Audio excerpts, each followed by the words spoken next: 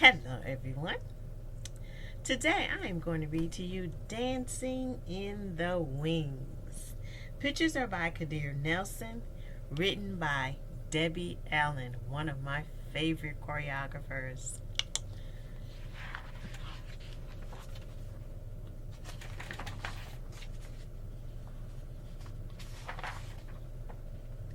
Ever since I was born and could see, everywhere I looked I saw dance. In the clouds as the wind blew them across the sky, in the ripples on a pond, even in the sea of ants marching up and down their hills. Dance was all around me. Dance with me. My mom calls me sassy because I like to put my hands on my hips and because I always have something to say. Well, if you had feet as big as mine, you'd understand why.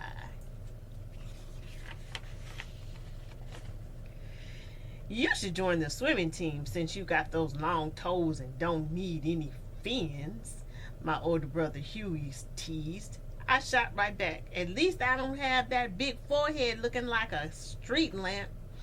Mama said, stop all that bad talk. You act so ugly sometimes, Huey. Your big head is a sign of intelligence, and Sassy, your big feet will make your legs look longer and prettier in your ballet shoes. My legs were longer, all right. So long that when I went to point my toe at the bar, I tripped Miss Catherine, our teacher, who was coming down the line, looking the other way. Splat! She landed under the piano, her legs up in the air. Ooh! It was so funny, even she had to laugh. Sassy, she called out, I'm going to the orange boughs of those big feet. Sorry, Miss Catherine, I answered, but if you don't wear your glasses, you still won't see them.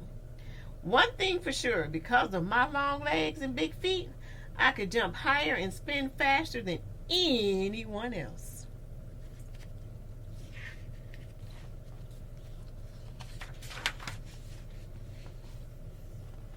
Dancing.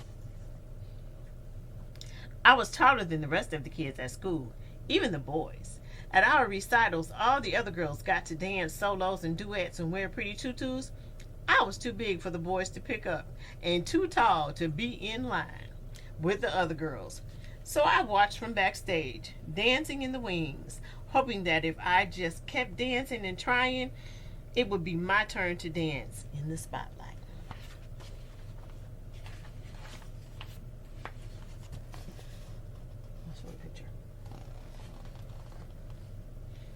One day, at the end of ballet class, Miss Catherine announced, Mr. Debato from the Russian school is coming next week to look for talented young people for the Summer Dance Festival in Washington, D.C. Woo! The whole room turned into a whirlwind of excitement as the sign-up sheet was posted. Everyone wanted to try, especially me. But as I wrote my name down, I heard two girls, Molly and Mona, giggle. Mona said, oh, please, she'll never make it. They said talent, not a tyrannosaurus. My heart seemed to stand still. For once, I had nothing to say. I couldn't hide the tears I felt welling up in my eyes.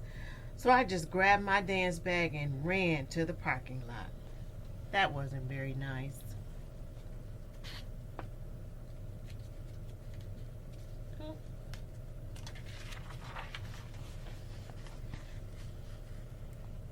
I heard a familiar horn honk and turned to see my Uncle Red in his bright green pickup truck.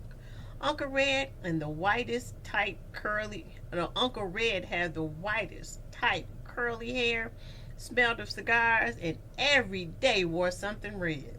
A tie, a hat, a shirt, socks, maybe even his shoestrings, just something red. Why of all days did Mama have to send him to pick me up? Why today? I was not in the mood for his jokes or stories, but I quickly tried to dry my eyes and smile. I got a good one for you today, Sassy. What did the banana say to the monkey? Split. Get it? Split. Banana split. I started to cry. Sassy, what's wrong? He asked. I told him what had happened. I'm just so much taller than the other dancers, Uncle Red. Sassy, he said, you gotta look at that as a gift. Being tall means you can see all around. You can always find the right path to take. No, I said. It means I stick out like a big acne bump on someone's nose. I'll never get to dance. It's a waste of time to go to that auditorium. Listen, gal, said Uncle Red, if I was as tall as pretty as you, I wouldn't need to wear red so people know it's me coming and going. All you gotta do to make your mark on the world is walk into a room.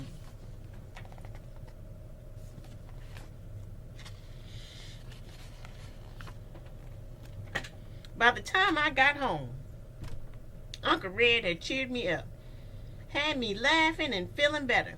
As I got out the truck, he waved goodbye, calling out, make your mark, girl, make your mark. Huey and his football friends stopped playing. Huey yelled out, hey, Sassy, why don't you come and play with us? We need a goal post. His little mean, ugly friends laughed. Boy, did that make me mad. Sure, if we can use your big head for the ball. I shouted back. His friends screamed with laughter. Huey got so mad he turned red, looking like a tomato with that big head. Ha!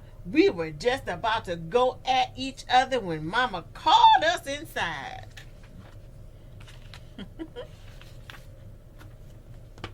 This one's kind of dark. Can you see that? Looks like she might be dreaming or something. Late that night, I lay awake, staring out of my window and thinking about Uncle Red's words. I could see myself dancing on the Milky Way, swirling like a twinkling shooting star.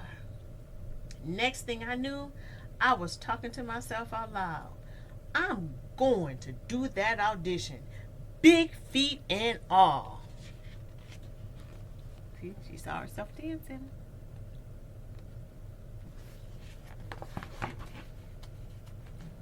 Sorry.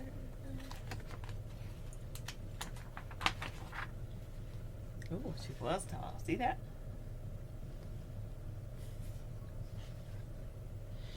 On the day of the tryout, kids came from all over the city. It was crowded. Everyone was expected to wear black, but like Uncle Red, I picked my own color, bright yellow. And instead of standing in the back, I squeezed between Molly and Mona, right in the front row. I ignored their snickering. Ha! Miss Catherine came in and introduced Mr. Debato. Everyone applauded. Boy, was he short. Couldn't have been more than 4 feet 9 inches tall. He started walking down the rows, pacing back and forth, just looking at us. Then he stopped right in front of me and said, young lady, why are you wearing that loud yellow leotard? I'll need to put on sunglasses to see anybody else. Please go to the back row.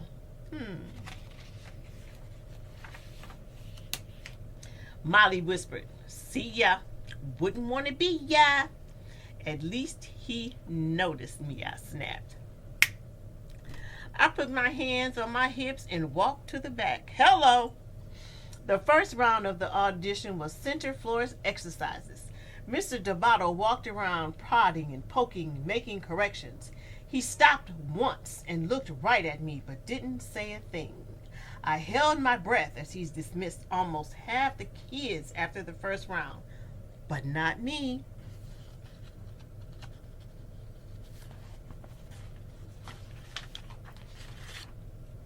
Wow, look at that extension. That's beautiful.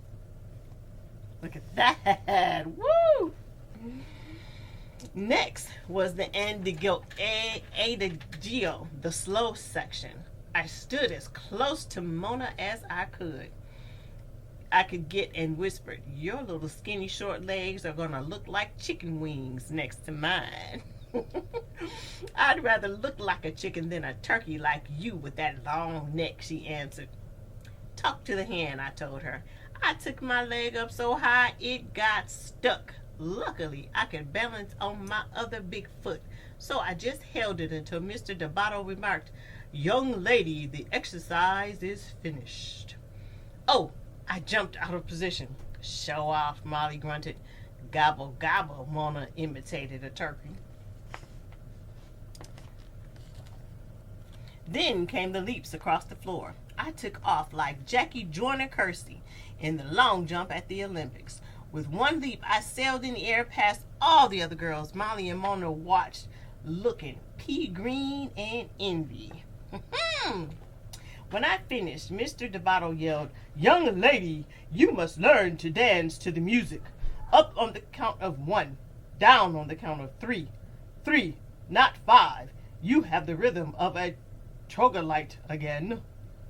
I was crushed. As I passed Mona to get back in the line, she said, "Next time, bring your big butt down by 3. "Yo mama," I said. Ooh, did I wish I was a wizard. I turned them into 2 big fat frogs and Tutters trying to hip hop. She was mad.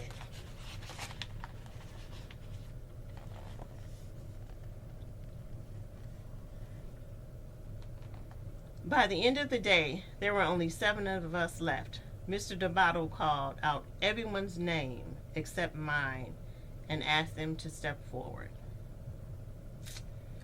Standing alone, I really had to fight to hold back my tears.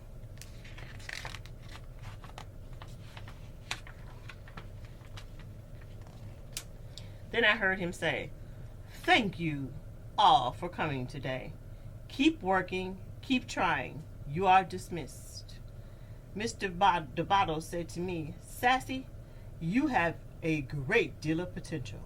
You are beautiful. You have beautiful long arms and legs, but you flail about with no control. You must learn to use your feet better and timing. We have a lot of work to do when you come to Washington this summer, but please leave that loud yellow leotard at home. All you need to do to be noticed is walk into a room." Who said that? Her Uncle Red. Dismissed. He walked out. Jumping and shouting, I ran to the parking lot. "I made it, Mama, I made it." Guess who was there to pick me up? Mama, Uncle Red, Huey, and half his football team piled in the back of the green truck on their way to a game. Everybody was so proud of me, even Huey. "You go, Miss Bigfoot." "Thank you, Mr. Big Head," I said. We all laughed. Excited.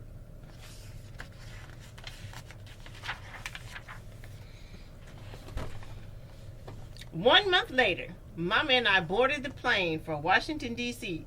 She held my hand as my heart pounded when we landed. At the school, there were young dancers from Russia, Mexico, France, China, Cuba, Brazil, New York, Texas, and long-legged me from Inglewood, California. In class, the first day, Mr. Debato introduced me to his 12-year-old protege, a boy named Dwight, who was 5 feet 10 inches tall. "Dwight, I think I have found you a partner, Miss Sassy." Wow. Love it. Mama was right.